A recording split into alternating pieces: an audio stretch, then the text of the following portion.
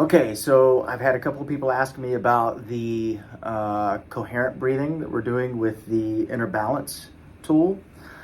In terms of really what is the purpose of engaging in that particular practice? There's a lot of different practices that we can do with inner balance. The one that we're currently working on is called heart coherence. And the idea is that we're breathing in for, it's deeper than normal breaths. You can think 4 to 6 seconds, breathing out for a similar amount of time.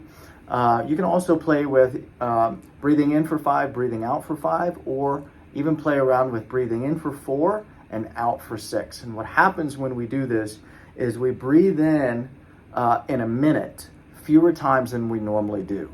On average, people tend to breathe in 12 to 15 times a minute. This coherent breathing takes you down to 6 times per minute. And what happens when we do that is it balances the two branches of the nervous system, the sympathetic and parasympathetic branch, which you get a reading of every morning with the Elite HRV. And it'll show you how balanced your nervous system is every morning when you take that reading.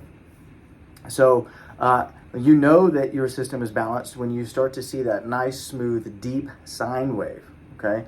And what happens when you start to see that smooth heart wave is there are other systems in your body that entrain to that wave, which means if you took a graph of each of these systems and overlap them, they are coordinated. So as one goes up, the other goes up. As one goes down, the other goes down. And so what happens is the heart rate changes and creates that wave.